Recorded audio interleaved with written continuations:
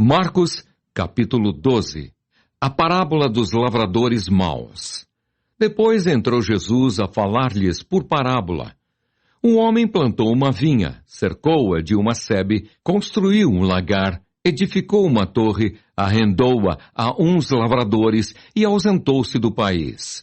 No tempo da colheita, enviou um servo aos lavradores para que recebesse deles dos frutos da vinha. Eles, porém, o agarraram, espancaram e o despacharam vazio. De novo lhes enviou outro servo e eles o esbordoaram na cabeça e o insultaram. Ainda outro lhes mandou e a este mataram. Muitos outros lhes enviou, dos quais espancaram uns e mataram outros. Restava-lhe ainda um, seu filho amado. A este lhes enviou por fim, dizendo, respeitarão a meu filho. Mas os tais lavradores disseram entre si, este é o herdeiro, ora, vamos, matemo-lo, e a herança será nossa. E agarrando-o, mataram-no e o atiraram para fora da vinha. Que fará, pois, o dono da vinha? Virá, exterminará aqueles lavradores e passará a vinha a outros. Ainda não lestes esta escritura? A pedra que os construtores rejeitaram, essa veio a ser a principal pedra, angular. Isto procede do Senhor, e é maravilhoso aos nossos olhos. E procuravam prendê-lo, mas temiam o povo, porque compreenderam que contra eles proferira esta parábola. Então, desistindo, retiraram-se. A questão do tributo.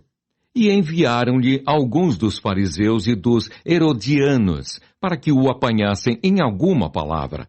Chegando, disseram-lhe, Mestre, sabemos que és verdadeiro e não te importas com quem quer que seja, porque não olhas a aparência dos homens. Antes, segundo a verdade, ensinas o caminho de Deus. É lícito pagar tributo a César ou não? Devemos ou não devemos pagar?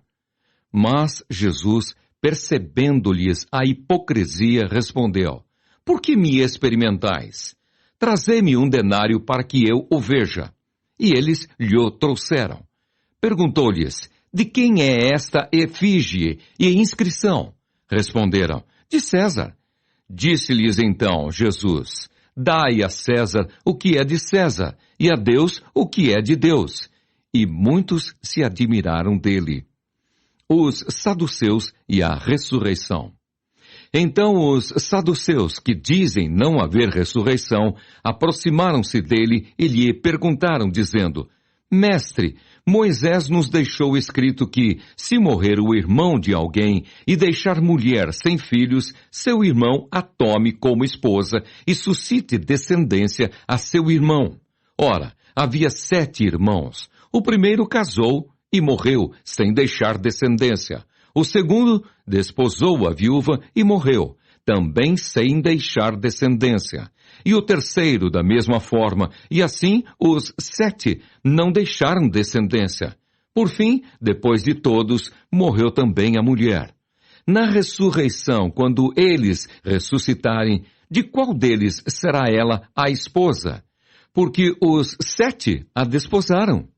Respondeu-lhes Jesus, não provém o vosso erro de não conhecerdes as Escrituras, nem o poder de Deus? Pois quando ressuscitarem de entre os mortos, nem casarão, nem se darão em casamento. Porém, são como os anjos nos céus. Quanto à ressurreição dos mortos, não tendes lido no livro de Moisés, no trecho referente à sarça, como Deus lhe falou, eu sou o Deus de Abraão, o Deus de Isaque e o Deus de Jacó? Ora, ele não é Deus de mortos, e sim de vivos. Laborais em grande erro. O grande mandamento. Chegando um dos escribas, tendo ouvido a discussão entre eles, vendo como Jesus lhes houvera respondido bem, perguntou-lhe, qual é o principal de todos os mandamentos? Respondeu Jesus, o principal é, ouve, ó Israel, o Senhor, nosso Deus, é o único Senhor.